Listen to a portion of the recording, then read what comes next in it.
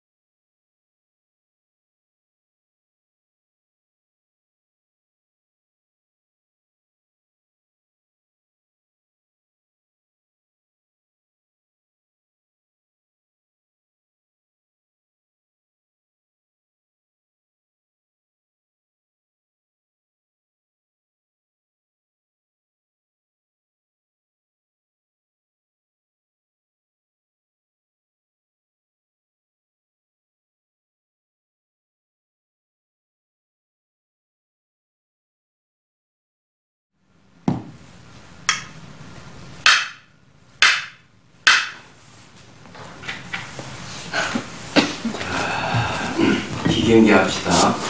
생겨나지도 않고 소멸하지도 않고 검도도 아니고 영혼도 아니고 오는 것도 아니고 가는 것도 아니고 다른 것도 아니고 같은 것도 아닌 영기법을 가르치신 분, 완전한 깨달음을 얻으신 부처님들 가운데 가장 훌륭한 설법자이라는 당신에게 경의를 표합니다. 이 기경계가 참 대단해요. 용수보살의 기경계인데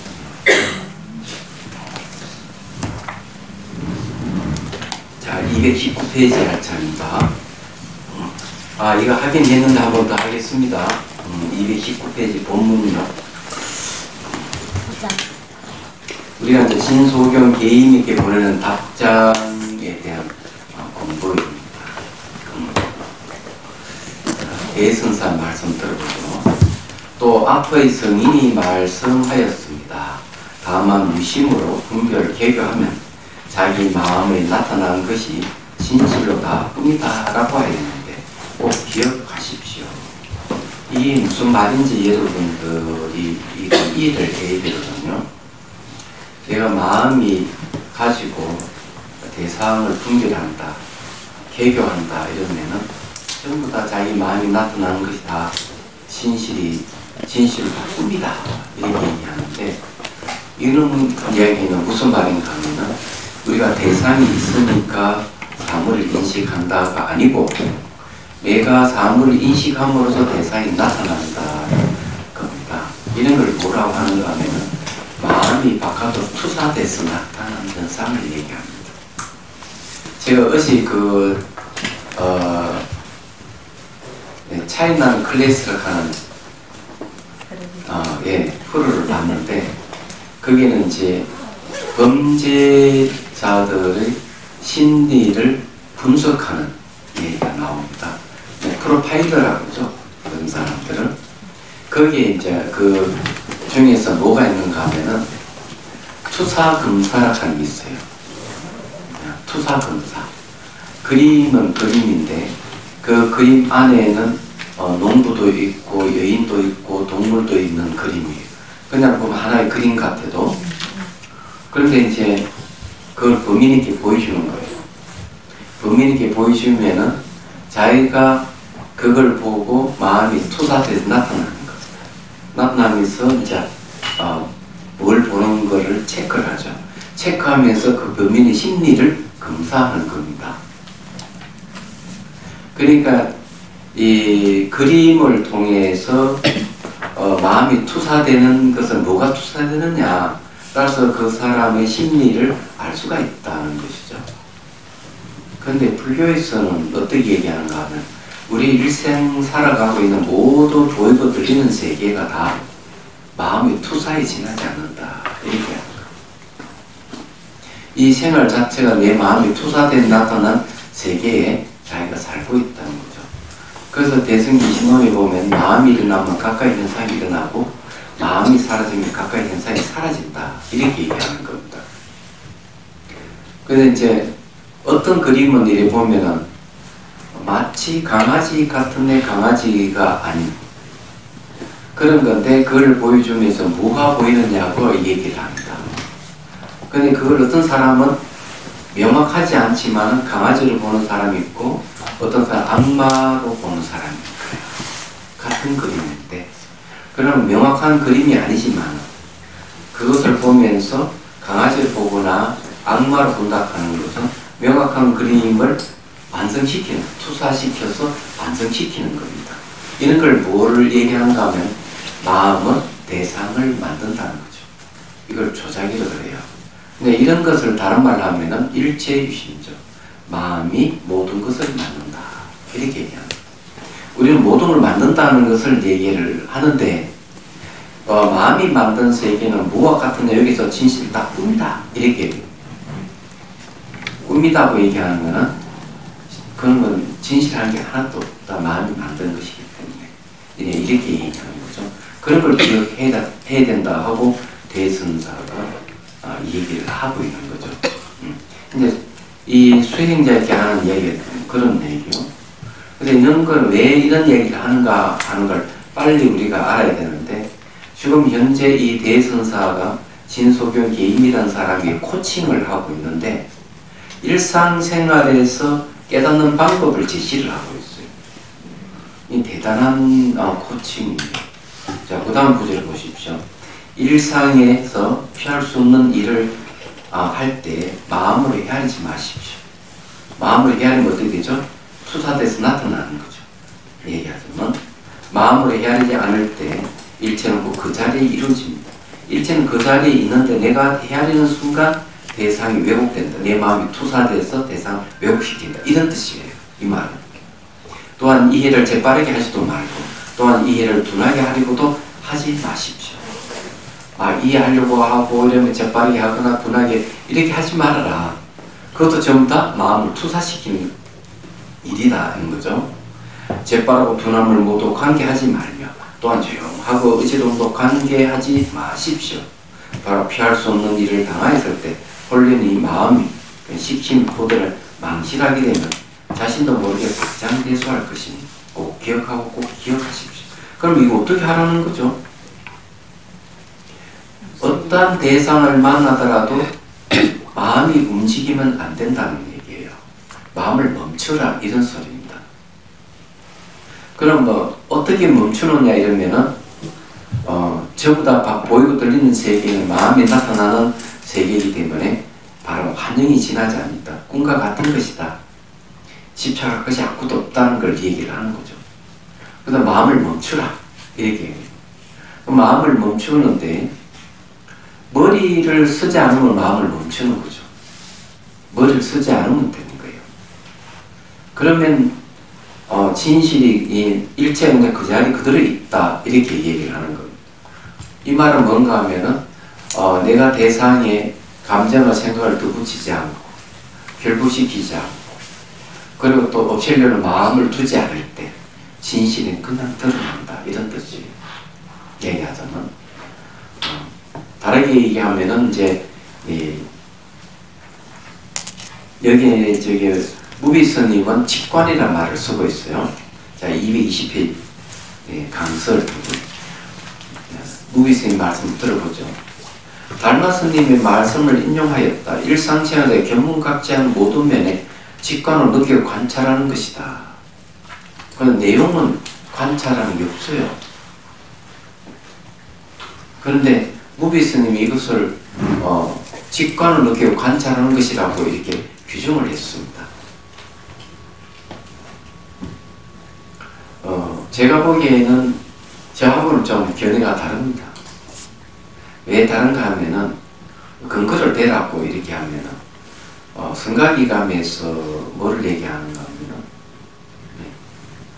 안함에 수다 떠는 소리나 아이들이 떠드는 소리, 새가 지저귀는 소리들이 그 자체가 그냥 진리를 그런 법을 번역하는 것, 정법을 번역하는 것이다. 청기누설하는 것이다. 이렇게 얘기를 하고 있거든요. 그러면 그 말은 무슨 말인가 하면은 내가 거기에 내 감정과 생각을 섞지 않고 의미부여하지 않고 해석하지 않을 때 진실은 드러난다는 얘기거든. 그거는 내가 마음이 멈췄을 때 가능한 것이지 내가 그냥 그것을 관찰하고 할 필요가 없는 거죠. 잘 알다 직관에는 뭐가 있는가 하면 판단이 들어가고 비판 기능이 들어가요. 직관에도 추리하고 똑같습니다. 머리는 쓰지 않지만 들어가거든요. 그런데 내가 마음을 멈춰버렸을 때 진실을 보이기 시작한다고요. 얘기하자면 이런 걸 이제 우리 자비성사에서는 극기명상에서 이 방법을 씁니다. 그걸 어떻게 쓰느냐 하면은 걸어가다가 이제 좀 숨이 차고 이러면은 그 자리 멈춰서 산을 보면서 보려고 하지 말아라. 들으려고 하지 말아라. 느끼려고 하지 말아라. 그럼 어떻게 하느냐? 그냥 봐라. 그냥 듣고, 그냥 느끼고, 그냥 알아차리고, 그냥 가만히 쉬어버리라. 이렇게 얘기해요. 그냥 이렇게, 그냥 하다 끝내는 마음 술제를 꺼버리라. 이렇게 얘기를 합니다. 내일 저녁에 보고 창경문에서 극기명상이 있습니다. 오전 10시에. 내일은 제가 오늘 오후에 복령사 가서 그 강의해주고 복령사에는 또 그 복령사가 한국참명상협회 지부가 됩니다. 거기가. 예, 정현스님이 지부장입니다. 율주스님이. 근데 거기에는 방침이 뭔가 했더니만 학인 스님들이 졸업할 때는 그래도 민간 자격증 하나를 취득을 할 수 있도록 그렇게 제도를 마련했더라고요. 그거 왜 했느냐? 그런 게 있을 때 사회에 이제 이 포교를 제대로 할 수 있다. 어디든지 가서 할 수가 있다. 그러니까 그건 진짜 잘 하시는 것 같아요.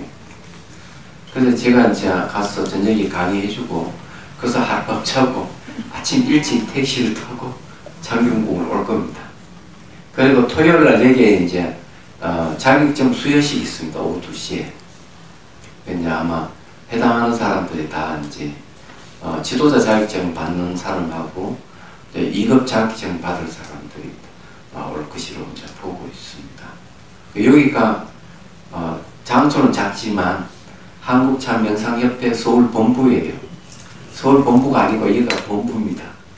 이야기하자면 사단법인 장수 좀 커야 되는데죠. 네. 그래도 제가 동대대학원에 지금 이제 참명상학 개론을 강의하는데 교실을 또 옮기기로 했습니다. 사람들이 많이 와가지고 교실이 좁아져가지고 작년 가을에 강의할 때도 교실을 옮겼는데 요번에 또 옮기게 됐습니다. 관심을 갖는 게 참 좋고요. 근데 조금 차이가 있더라고요. 대학원에서 강의를 하면 제 강의를 듣고 싶어하는 분들이 많이 오는데 이쪽으로 학교 밖에서 나와서 강의하면 다 어렵다고 다 도망가요. 그래서 내 강의 수준이 대학원 수준인가 봐. 그래도 조금 눈이 열리고 귀가 열린 분들은 제 강의가 재미있을 것이고 그 수준을 못 미치면 어려울 수도 있겠다는 생각을 해요. 그래서 되도록이면은 제가 쉽게 강의하려고 열심히 노력하는데 TV도 열심히 보는 이유도 그거예요. 뭐 차이나 클래스라든지 이런 걸 보면은 거기 좀 남다른 어떤 내용을 얘기를 하는데 상당히 도움이 돼요. 네, 앞에 제가 얘기했듯이 투사 검사 같은 거 이런 것이 범인의 심리를 그걸 할 때 그러는 걸 사용한다고 하는데 알고 보면은 전부 다 이 불교에서만 유식의 가르침하고 똑같은 거예요. 그래서 그런 거 보면서 이제 설명하기 좋죠. 그런 걸 이제 열심히 봅니다. 근데 연애하는 이야기는 보면 지루해서 재미가 없어서 안 봐버려요. 얘기하자. 스토리가 너무 빤하기 때문에 내가 이빨 청춘 것도 열심히 보겠는데 벌써 그 나이는 지나가 버려서 재미가 없어요. 안 봐요. 네. 그래서 이제 이 프로도 이게 클릭해가지고 제가 원하는 프로를 보죠. TV를 열심히 보는 이유가 이제 강의 소재를 찾기 위한 그런 건 다른 건 없어요. 제가 절집에 오래 살다 보니까 세속을 잘 모르는데 세속을 잘 알 수 있는 방법이 그 방법이 제일 좋은 방법이라고 하는 걸 알게 된 거죠. 얘기하자면. 그래 어쨌든 그렇다는 거. 말하고 보니까 내가 자랑만 한 것 같아. 자, 그래서 어쨌든 여기에서 이제 무비 스님은 직관으로 느끼고 관찰하는 것이라고 얘기했습니다. 저는 이거 틀렸다는 얘기는 아니고요.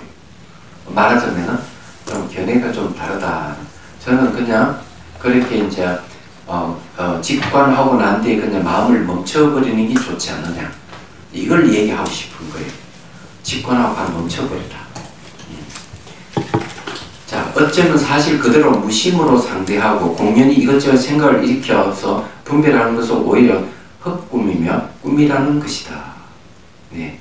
여기서 뭘 사실 그대로 무심으로 상대하라 이랬죠. 저는 이 말은 동의해야 합니다. 그래서 일상에서 일이 탁 마주쳤을 때 있는 그대로 그냥 마음을 멈춰버리는 게 좋겠다는 거죠. 그냥 지켜보는 거죠. 보면서 자기 감정의 생각을 덧붙이지 않고 의미부여하지 않고 교부시키지 않고 그냥 가만히 마음을 멈추고 있는 거죠. 얘기하자면. 그러니까 그게 무심 상태입니다. 극기 명상에서는 이걸 하는 거예요. 근데 이것이 엄청 스트레스를 해소하는 데도 아주 좋아요. 그래서 상대가 막 비난하고 이러면은 어떻게 하는가 하면 숨을 한번 들이쉬고 내쉬면서 마음을 멈춰버리는 거죠. 그냥 지켜보고 가만히 있는 겁니다. 반응을 안 하는 거죠. 그럼 스트레스가 훨씬 줄어들죠. 이야기하자면. 그래서 상대가 이 감정을 자극하는 소리를 들으면은 소리가 변해가는 걸 듣는 거죠. 이거는 바로 소리 무상을 관찰하는 겁니다. 그리고 극기 명상도 이것도 그대로 사용합니다. 창경궁 가면서 앉아서 소리 관찰, 소리 무상 관찰하는 게 나오죠. 그런 것도 이제 일상생활에서 스트레스 해소하는 방법이에요. 얘기하자면. 그래서 이제 광고를 하면 우리 보리 마을에는 극기 명상 지도자 과정이 있습니다. 근데 역설적이기도 극기 명상 지도자 과정보다는 자비수간반이 훨씬 더 사람들이 신청을 많이 한다는 데는 몰랐어요. 작년 2배 이상을 했어요. 그래서 수용 한계를 넘어서 버렸어요. 30명이 수용 한계인데 벌써 30명이 넘어가 버렸어. 참 기분이 좋습니다. 점점 매년 지도자 과정을 신청하는 사람이 많아진다는 것. 그리고 또 스님들도 참명상 같은 건 스님들이 또 신청을 하네요. 그런 것도 참 좋다. 그래서 이제 이번에 우리 내부에서 회의를 해가지고 한국참명상협회 지도자 과정 중에 1급 지도자 과정을 신설할 생각을 해요. 그래서 명상 지도자 협회에서 하는 거 같이 이렇게 같은 내용이니까 같이 했으면 좋겠다.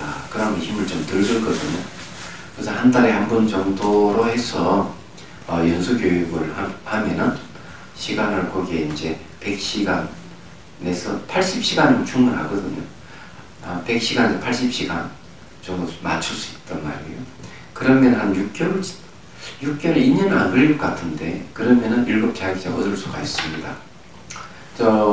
참명상은 그 지도자 마스터가 3명이 있어요. 이 마스터 이 3명은 확실하게 이 참명상 체험을 하신 분들이에요. 다른 분은 체험하신 분 없어요. 제가 판단하기에는. 그래서 앞으로 또 더 나오기를 기대를 합니다. 기대를 하는데 3분이 이제 마스터가 이제 여러분들이 이끌고 강의는 제가 해드리고 코칭도 제가 해드리고 그럽니다. 그래서 관심이 있으면은 계획해 뒀다가 신설을 하게 되면은 2급 자격증 요번 얻으신 분들 토요일날 자격증 드리거든요. 주면은 그 자격증을 받는 순간부터 1급 자격을 딸 수 있는 조건이 돼요. 그래서 이제 관심을 가져주시길 바랍니다. 이는 광고입니다. 광고도 하면서 해야 안 되겠습니까? 자, 이러한 일은 그 위에 해야 되겠네요. 그냥 무심을 상대하고 공연히 이것저것 생각을 일으키도 분별하는 것은 오히려 헛것이며 꿈이라는 것이다. 마음을 투사시키는 것이기 때문에 그래요. 일상에서 피할 수 없는 일은 잠에서 깨어 옷을 입고 세수하고 용면을 보고 밥을 먹고 사람과 대화를 나누고 하는 등등의 일이다. 그냥 피할 수 없는 일, 일상생활 늘 부딪히는 일인데 부딪히는 일마다 우리는 생각을 하고 자기 감정을 일으키고 그래서 마음을 자꾸 대상에 투사시키거든요. 대상에 자꾸 투사시키니까 괴롭고 에너지 소비가 많고 수명이 자꾸 짧아지는 거예요. 그러니까 투사를 시키지 말아라는 겁니다. 있는 그대로 보도록.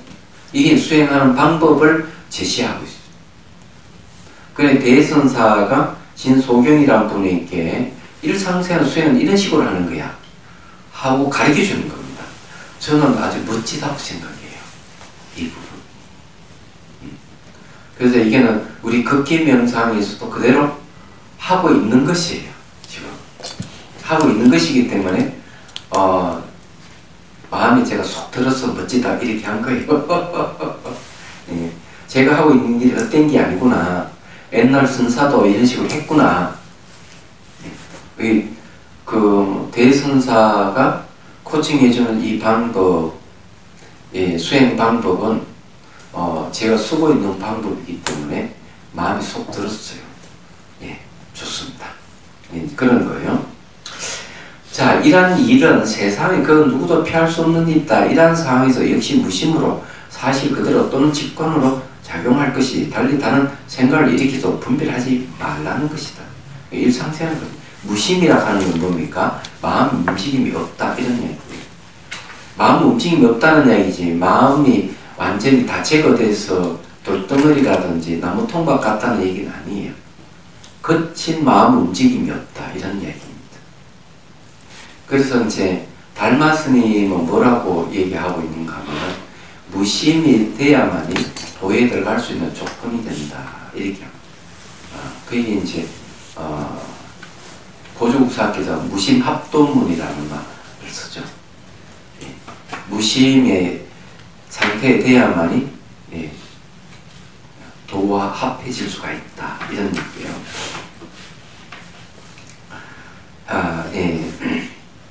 그래서 역시 무심으로 사실 그대로 또는 직관으로 작용할 것이 달리 다른 생각을 일으켜서 분별하지 말라는 것이다. 그때가 바로 선의 진리가 현존되고 있는 그 자리이기 때문이다.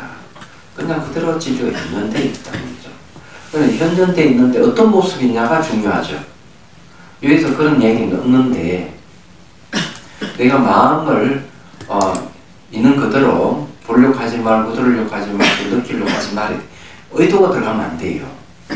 의도가 들어가면 조작입니다. 이것도 알아야 돼.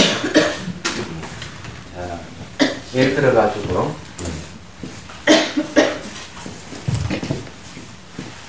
자, 이걸 자, 본다. 보는데 여기 이제 보려고 한다는 거죠. 또 이게 이제 바람이 이렇게 불면 들으려고 하죠. 그럼 이거는 뭘 이야기하면 의도가 들어가는 거예요. 의도. 의도는 다른 말로 하면 업입니다. 그래서 업은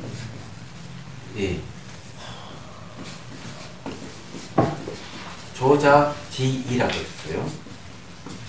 조잡의 뜻입니다. 지얼조, 지얼자. 그럼 요즘 말로 하면 투사죠, 투사. 자기가 대상이 투사하는 거죠. 내가 대상을 인식함으로 해서, 요즘 말로 하면 투사함으로 해서 대상이 나타나는 겁니다. 실제 대상은 어떤 건지. 그래서, 보려고 하지 않는다. 그죠? 보려고 하지 않는다. 들으려고 않는다. 그러면 보려고 하지도 않고 들으려고 하지 않는 건 조작하지 않는다. 이런 뜻이에요. 그럼 어떻게 해? 그냥 보라요. 그냥 보. 그냥 들어. 그럼 이런 상태 되면은 마음 움직임이 멈춰지는 거죠. 멈춘.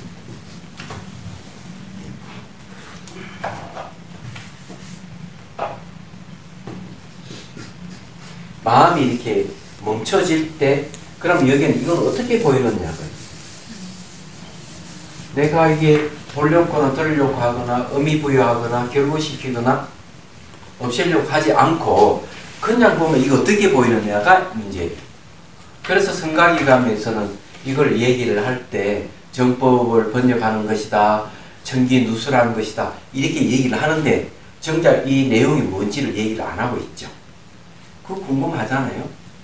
그건 뭐 당연한 거죠. 이건 연기입니다.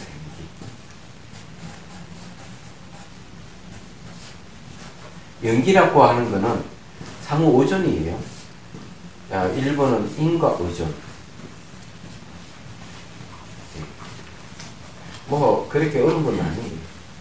두 번째는 상호 의존.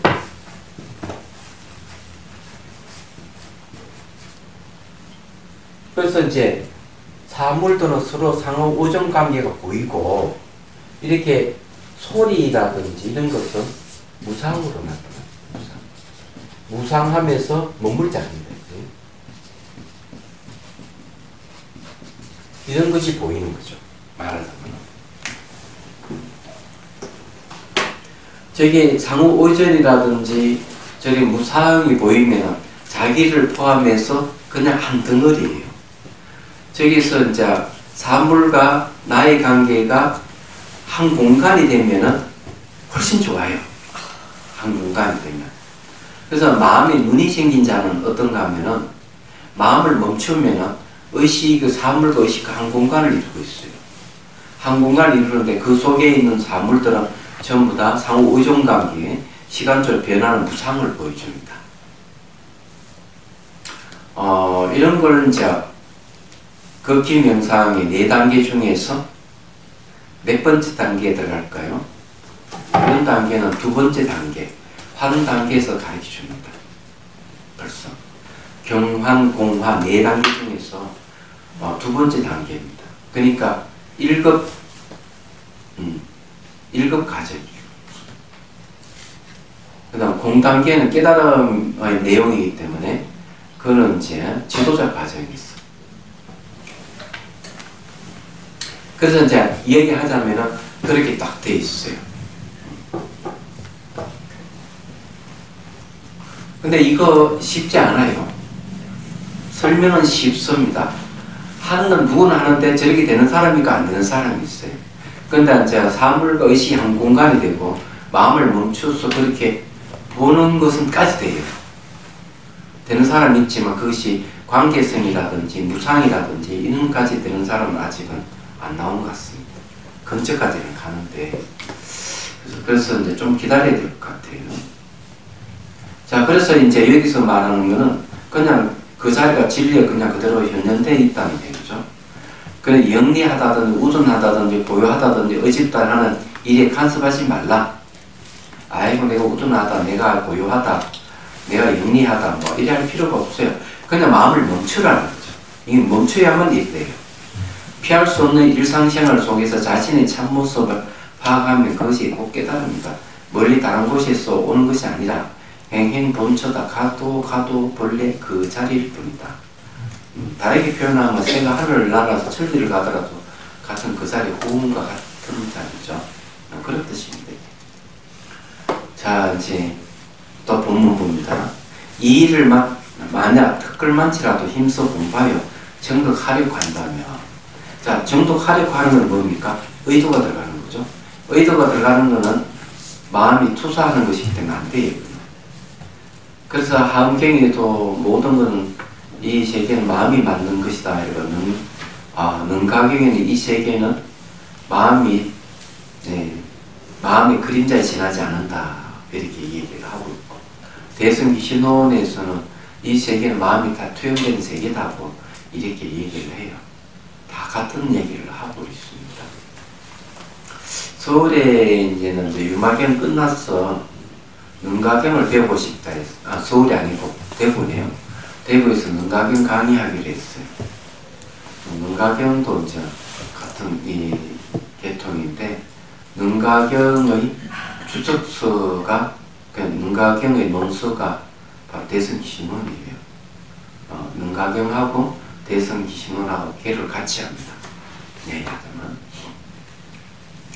네. 자, 이제 또 봅시다. 자, 이 공부하여 정독하려고 한다면 마치 어떤 사람이 손을 후궁을 만지는 것 같았어. 손을 후궁을 만질 수 없는데 후궁을 만진다 하는 건 뭡니까? 자기가 만든 세계를 얘기하는 거죠. 예. 다만 스스로 필요만 더할 뿐이다. 그러니까 이런 경우는 어떤 건가 하면 이 수행 방편을 잘못 적용을 해서 피곤함을 더하는 것 같아요. 근데 여기는 의도적으로 뭘 깨달으려고 하는 마음을 내기 때문에 피로만 더할 뿐이다 이랬는데, 실제로 그 저희 보리마 아래 있어 보면은 이 수행하시는 분들이 이 명상 수단을 하는 사람이 있어요. 자꾸 뭘 느꼈다 느끼려고 하고 한다 이런 말을 쓰는데, 대상을 느끼려고 하는 순간 대상은 사라지고 없어요. 그 대상이라 하는 결국은 느낌인데, 느낌이 접촉에 의해서 느낌이 생기고 난 다음에 그 다음에 표상작용이 일어나고 그 다음에 의도가 일어나요. 그러면 앞에 느낌은 벌써 지나가고 난 다음에 두 박자 늦게 느끼려고 하는 게 마음이 일어난다면, 그러니까 공통점이 뭐냐 하면은 느끼려고 하는 사람들은 느낌 하나도 캐치 못한다는 데 있어요. 그래서 내용은 제가 열심히 느끼려고 했는데 하나도 느끼지 못했습니다. 이렇게 얘기하는 거죠. 그럼 이 사람은 명상 수단을 잘못 쓰고 있는 거죠. 그게 참 안타까운 일이에요. 그래서 느낌을 명상 수단을 사용해서도 안 되고 느끼려고 하는 것도 사용해서도 안 돼요. 그렇게 될 때 이 사람은 애를 많이 쓰지만 역시 피로해서 수행을 그만둡니다. 얘기하죠. 그럼 뭘 해야 되느냐? 알아차림을 해야 돼요. 느낌은 그냥 수용하는 것이기 때문에 판단 기능도 없고 비판 기능이 없기 때문에 그것으로서는 무비판적으로 받아들이는 것은 지혜가 개발이 안 돼요. 그리고 느끼려고 하는 의도가 들어가는 것도 역시 대상을 조작하는 것이기 때문에 역시 그것도 지혜가 개발이 안 되는 거죠. 여기에서는 대성사가 얘기하는 것은 뭐냐 하면은 깨달으려고 하지 말아라 얘기죠. 자꾸 이렇게 깨달으려고 하는 순간부터 깨달음은 없다 이게요. 의도가 들어가야 돼. 그런 것이죠. 네. 이해가 되시겠죠?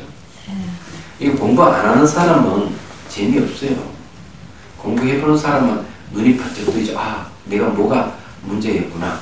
이런 걸 딱 알게 되는 거죠.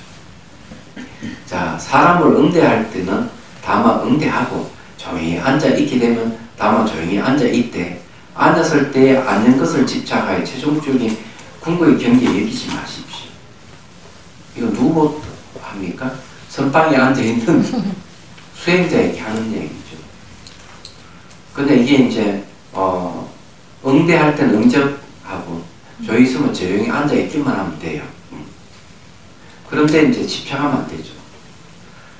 제 도반의 그 정화 스님 일화를 얘기하면 이것도 한번 얘기한 적이 있는데 도반이지만 상당히 경계에 가 있는 분으로 저는 생각하고 있어요. 여기 읽어봐도 그런 것 같아요. 거기에 송강사 살 때니까 송강사 서점의 그 소임자가 하고 같이 강주 원각사에서 차를 타고 송강사를 들어오는 거예요. 택시사를 들어오는데 이분이 뭘 얘기해요? 정화스님 너무 무서워요. 왜 그렇습니까? 한 말씀도 하지 않습니다. 이러는 거예요. 그래, 그럼 한번 물어보지. 묻지도 않으면서 무섭다 그러면 어떻게 무서운지 어떻게 알 수가 있느냐 이거지. 글쎄요. 근데 정화스님은 묻지 않으면 얘기를 안 해버려요. 가만히 있어버려요. 마음을 움직여서 얘기하는 법이 없어요. 얘기하자면. 여기에서 이야기하는데 그대로예요. 대선사가 얘기하는 대로. 마음이 움직임이 없는 거죠.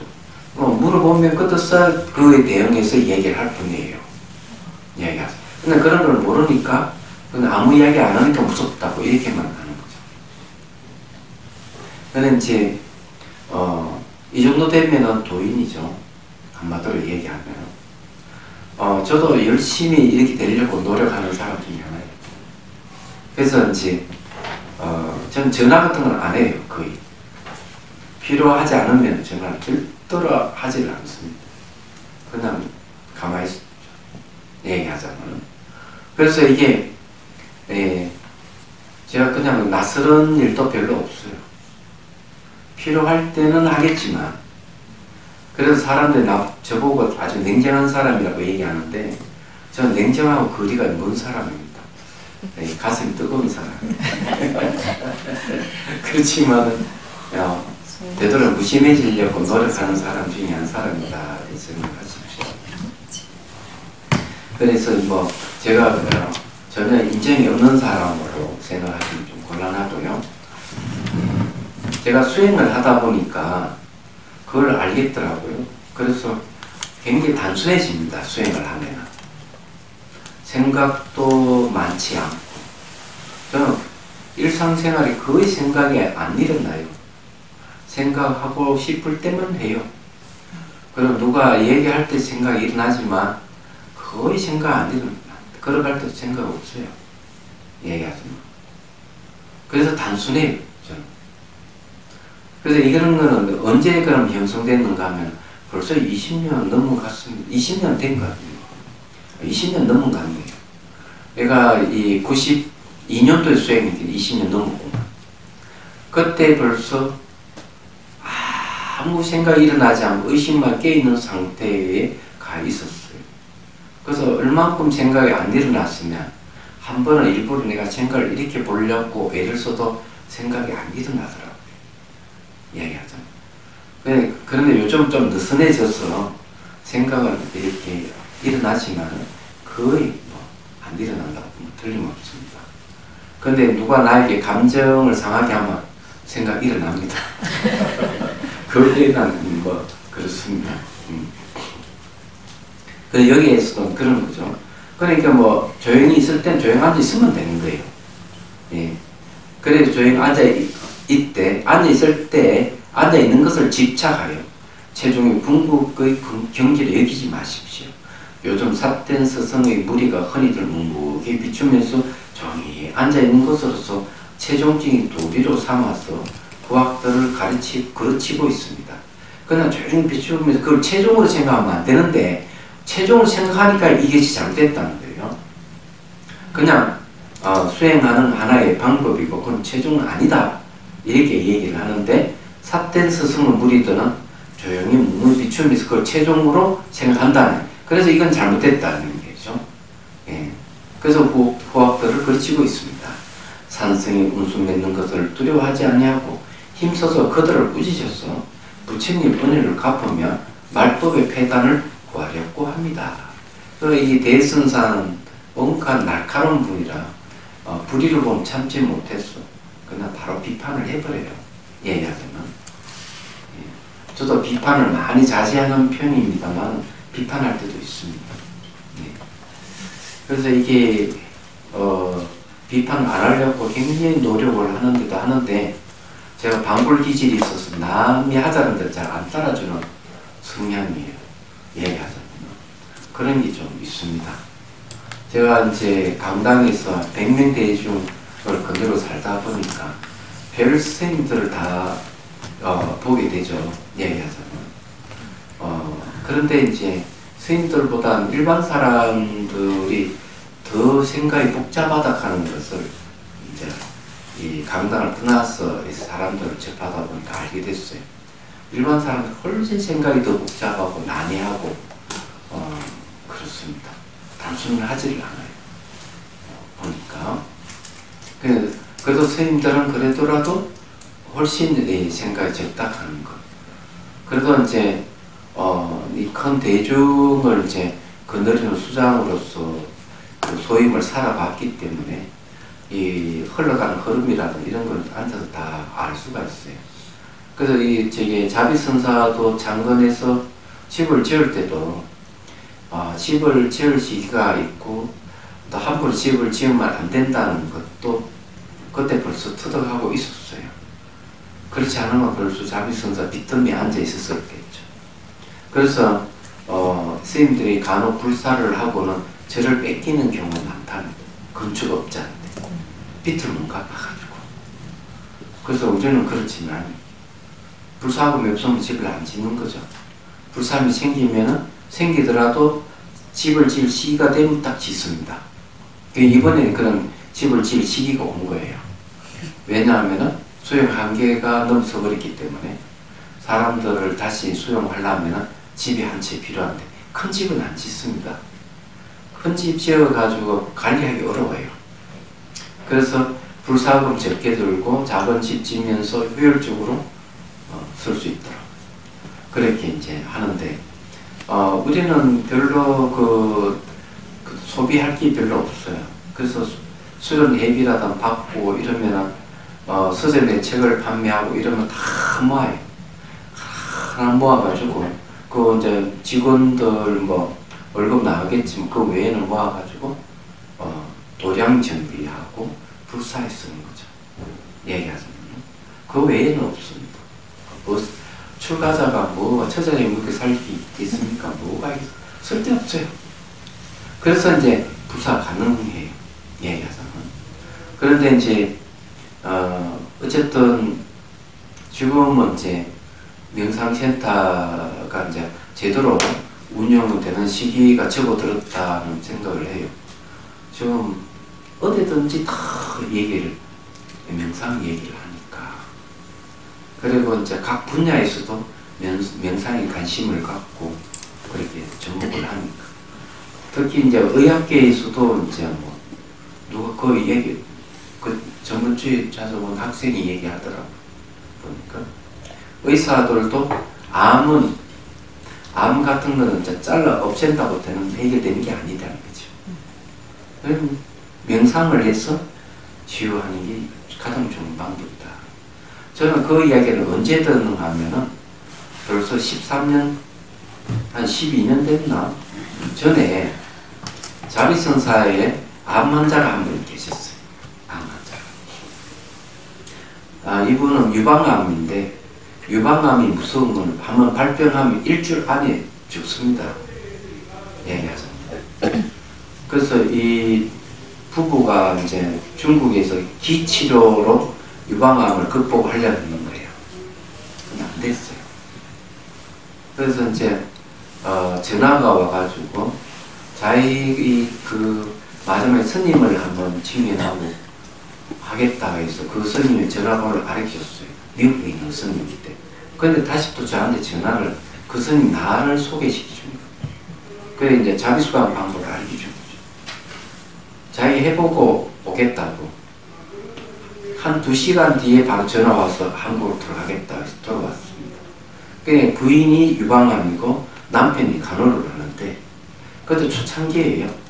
자비선사 건물이 저기 딱 하나 건물 2개 있을 때니까. 그래서 이제 그것을 이제 수행을 하는데 정말 기적같이 20일 만에 거의 완치되다시피 했어요. 그래서 제가 이 얘기를 했어요. 아니 이제 나가지 말고 계속 이게 수행을 해야 된다. 그럼 자기는 치유됐다고 생각했던 거. 친구가 마련한 집에 또 옮겼어요. 김해에. 그런데 이렇게 한 달 안 돼서 완전히 몸이 망가져 다시 돌아온 거죠. 나가지 말라고 했는데도 불구하고. 근데 그분이 몇 년을 살았느냐? 3년을 살았어요.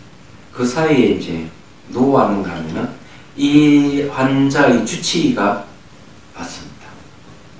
찾아옵니다. 한국의 그 의학 그 세미나를 참석자 자비선사에 들렸다.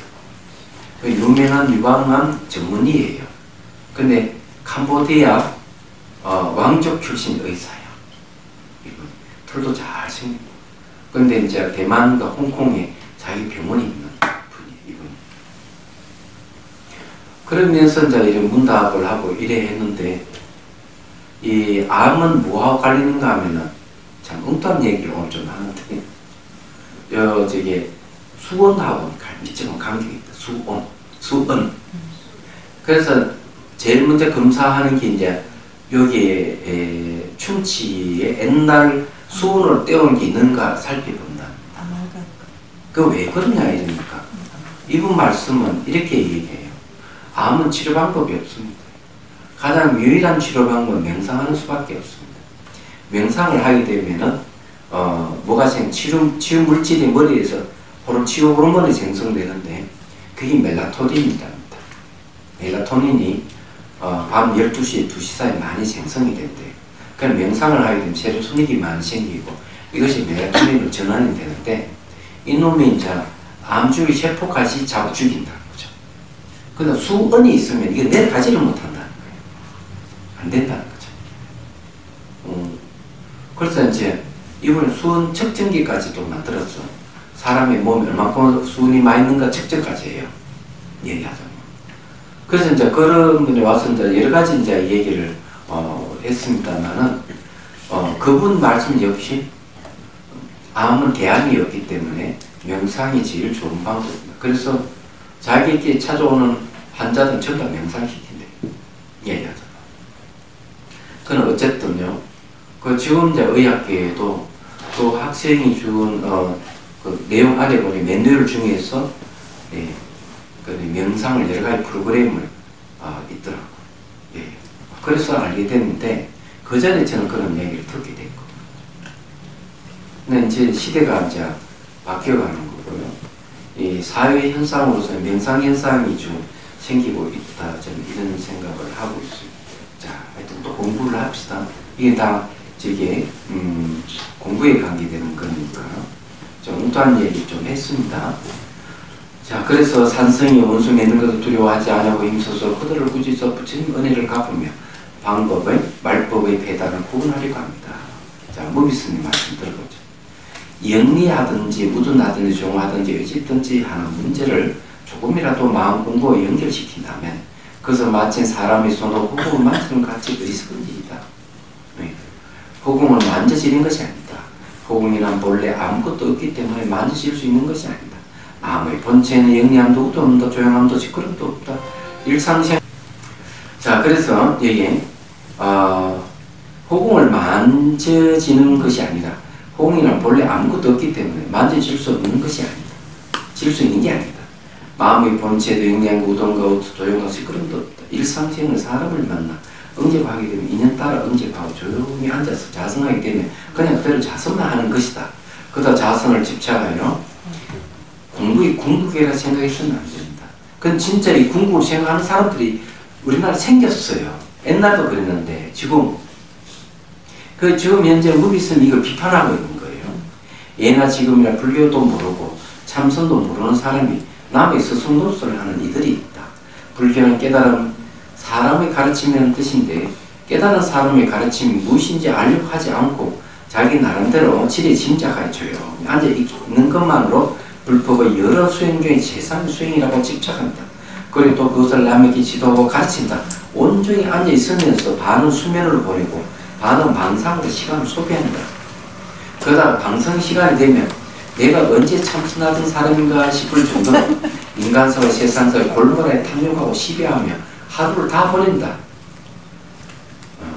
제가 저게 이 동아사에서 있었던 게 시민선방이 하나 운영되고 있었는데 한 신도가 그 선생님들, 유런 선생님들 강의를 시간을 조금 내주면 거기에 이제 강당에서 같이 있으니까 강의를 할 수 있는데 한 신도가 딱 이렇게 얘기를 하는 거예요. 제가 돈을 2천만 원 불사금 냈기 때문에 선생님들은 여기에서 강의하고 이렇게 하면 안 된다고 딱 막아버리는 거예요. 너무 놀랐어요. 자기 돈 2천만 원 냈으니까 우리가 원정에 쓸 거니까 선생님들 강의 안 됩니다. 이래버리는 거예요. 세상에 희한한 일을 겪었어요. 그래서 제가 그런 얘기를 듣고 동조하는 스님이 있었던 것 같아요. 그래서 뜯어고쳤죠. 가서 제가 얘기했습니다. 대중 앞에서 이런 법이 없다 하고 어찌 그 돈 2천만 원의 스님들이 휘둘려가지고 공부해야 될 스님이 공부를 못하고 이런 일이 있을 수가 있느냐 한 적이 있어요. 옛날 얘기지만. 그런데 이 제가자들 중에는 그런 사람들이 있을 뿐만 아니라 10년, 20년 선방에 앉아가 공부를 하면서 옷깃을 빳빳하다 다려 입고 딱 앉아서 그 모습 보면 굉장히 품 나는데 수행 이야기를 하는 거 들어보면 왕초보자들이 하는 이야기를 그냥 하고 있고 그것이 대단한 수행 경계인 줄 알고 얘기를 하는 거야. 한숨이 나올 일이죠. 얘기하자면. 그것도 한 2, 3일만 수행해도 나타나는 경계를 가지고 10년, 20년 한 사람 입에서 나올 얘기는 아닐 건데 그런 걸 얘기를 하는 거예요. 이건 누구 잘못이겠어요? 가르치는 스님들의 잘못이 아니겠나 이런 생각을 해요. 제가 보기에. 그래서 이제 어떤 그 제가자들은 이렇게 얘기합니다. 이목구 합니다. 죽비 3번 치고 1시간 앉았다 탁 일어서면서 제가자들이 하는 말 이목구가 사람 잡네. 왜 그러냐 하니까 이목구 수행하는 방법도 가르쳐주지 않고 저기 이목구 화두를 든다고 하니까 1시간 동안 막 조음이 쑤셔서 죽을 뻔했습니다. 이러는 거예요. 그러면 안 되는 거죠.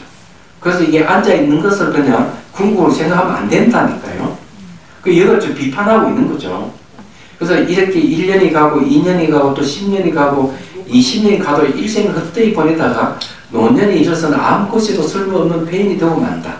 평생 절밥을 먹고 진빚이 얼마인지 헤아릴 수 없다. 참으로 안타까운 일이다. 대성사가 운수 맺는 걸 두려워하지 아니하고 힘써서 그들을 꾸짖어서 부처님 은혜를 갚으며 말법 폐단을 구하려 합니다. 라고 말씀에 깊이 공감하는 바입니다. 그래서 이제 이런 얘기를 하는 겁니다. 저는 공감해요, 저도. 네, 답답해요.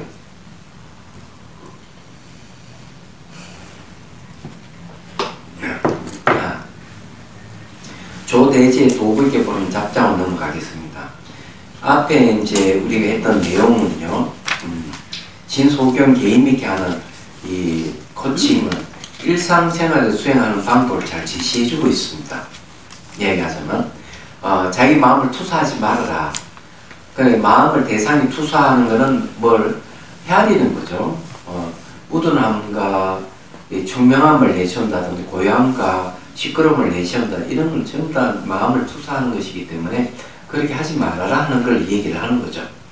마음을 멈추라는 겁니다.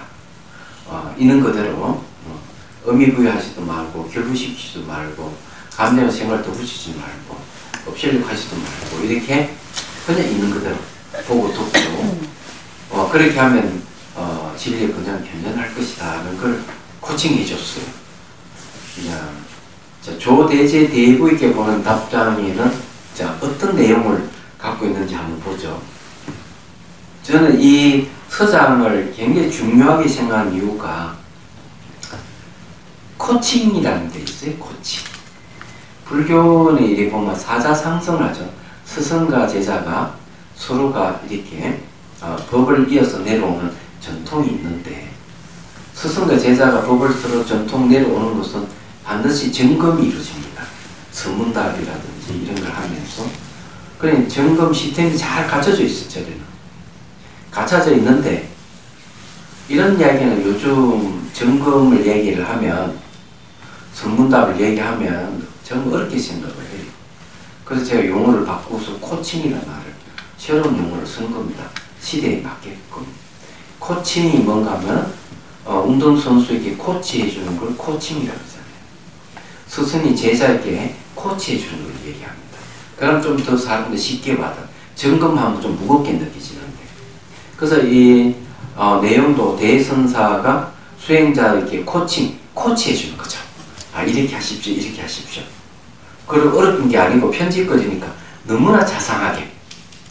그래서 이런 게 아주 중요하고, 우리 성가에 하도 참선하시는 분은 많지만은 이렇게 코칭이 이루어지는 게 잘 없다 보니까 더더욱 이 서장이 필요하다 이런 생각을 해요. 제가 이제 열심히 공부를 해가지고 가라슨 안내서를 제가 만들 생각을 합니다. 이 코칭하는 부분도 정리를 해야 되지 않을까 생각을 해요. 자, 보내는 편지를 낱낱이 잘 살펴보았습니다. 부처님이 말씀하시기를 마음이 있는 사람은 다 부처가 된다라고 하였습니다. 자, 이 말은 어디서 나오는가 하면 일반경에 나오는 말입니다. 이 마음은 세간의 번뇌 망상심이 아닙니다. 이럴 때만 가장 높은 대부리심을 바란 마음입니다. 만약 이런 마음이 있으면 부처를 이루지 못할 사람이 없습니다. 4대 부대의 도를 배우지만 스스로 장애와 어려움이 많은 것을 결정적인 믿음이 없기 때문입니다. 자, 여기서 내가 이게 마음이 있는 사람 다 부처가 된다고 얘기해 놓고도 사람들 왜 부처가 되지 못하는가에 대한 얘기를 하는데, 두 가지를 얘기했습니다. 대보리심이 마음을 일으켜야 된다. 그리고 결정적인 믿음이 있어야 된다. 이렇게 얘기를 하는데, 실제로 결심이 있어야 돼요. 내가 반드시 해탈하겠다, 내가 반드시 깨달음을 얻겠다는 결심이 있어야 돼요. 거기에다가 또 뭐가 있어요? 공성에 대한 바른 견해가 있어야 돼요. 공성에 대한 바른 견해가 있을 때 이 무분별지를 무분별의 수행을 하게 되면 깨달음을 얻습니다. 이야기하자면. 대보리심의 내용이 뭐냐 이러면 중생을 구제하겠다는 염원과 중생을 구제하기 위해서는 내가 실력을 기르어야 되기 때문에 이 없는 깨달음을 구하겠다는 염원입니다. 이 두 가지 염원을 가지고 있는 게 대보리심이에요. 제가 그때도 한번 얘기했지만 달라이 라마 스님을 만나서 첫 번째 질문은 그런 질문을 했어요. 망명정부를 이끌면서 수많은 어려움을 겪었을 것 같은데 존자님 얼굴을 보니까 너무나 평화롭고 맑고 깨끗하고 그렇습니다. 그 비결은 뭡니까? 비결을 알려주십시오. 이랬더니만 딱 이렇게 얘기해요. 저는 공성과 보리심을 한 번도 잊은 적이 없습니다. 지구 반대편의 사람들이 제 법문을 듣고자 원한다면 저는 불은 천리하고 달려갑니다. 저 그 말에 감동받았어요. 그게 이제 그러면 당신이 다스리고 있는 티베트 국민들이 전부가 아니라는 얘기입니다. 보리심의 내용이 일체 중생들을 구제하고자 하는 마음이라는 뜻이에요. 그래서 한경이도 한 중생을 위해서 보리심을 일으키지 말고 일체 중생을 위해서 보리심을 일으키라, 이렇게 얘기를 하고 있는 거죠. 그 금강경에도 딱 나옵니다. 수불의 존자가 보리심을 일으킨 선남선녀들은 어떻게 마음을 다스리고 어떻게 삶을 영위해야 됩니까? 왜 물으니까 부처님 하시는 말씀이 일체 중생을 다 구제하라, 딱 한마디. 일체 중생을 구제하는 것이 보리심을 일으킨 자의 삶이고, 그러면 일체 중생을 구제한다는 마음을 크게 내야 되기 때문에 큰 마음은 작은 마음이 다스려지기 때문에 자기 마음을 한국하는 거죠. 아주 너무 간단한 방법이에요. 그게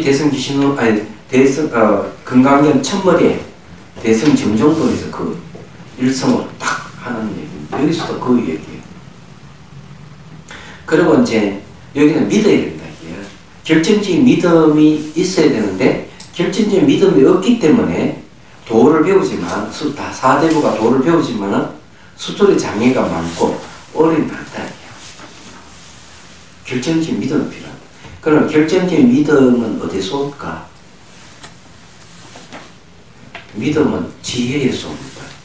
법문을 들어서 이해가 되면 지혜입니다. 내가 법의 이치를 사유해서 생긴 지혜도 있고요. 그 다음에 내가 듣고 사유에서 얻은 지혜를 근거로 해서 수행해 가는 거죠. 그래서 이런 이해, 이치, 법의 이치, 진리에 대한 이해가 오면은 믿음이 생겨요. 불교의 믿음은 부처님이니까 탁 엎어져서 아이고 부처님 믿습니다. 이런 사람은 언제든지 마음을 바꿀 수가 있어요. 제가 잘 아는 분이 그런 분이 있어요. 이분은 부처님만 쳐다보면 마음이 평하고 너무 좋았어. 하면 부처님 얼굴만 쳐다보면 미소가 지어진다 그랬어요. 그런데 이분은 불법 공부를 안 했어요. 10년이 지나고 막 사입이 빠져버렸어요. 그래서 대비바 서론에서 뭘 얘기하고 있는가 하면 이렇게 얘기합니다. 깨끗한 믿음을 가지고 있더라도 어리석음의 구덩이에 빠질 수가 있다. 이렇게 얘기합니다. 그런데 경전에 한결같이 하는 얘기는 믿음은 어디서 오느냐? 지혜에서 오는 것이다.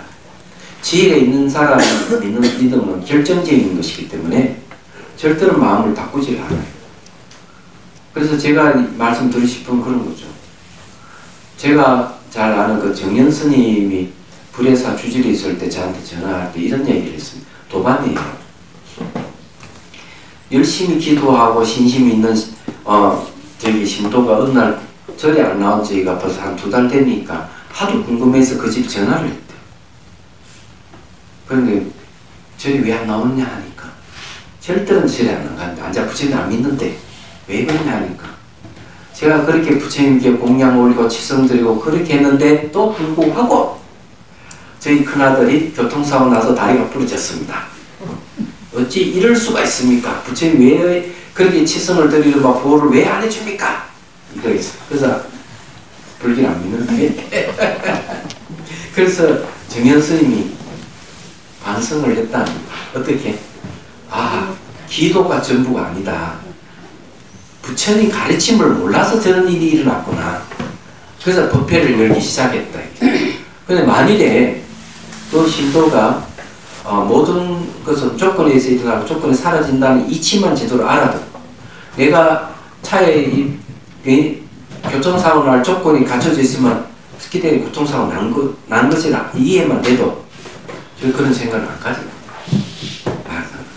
인가에 의해서 여러분 인가 이치를 분명히 아는 사람은 기도 안 합니다. 그것도 알아야 돼요.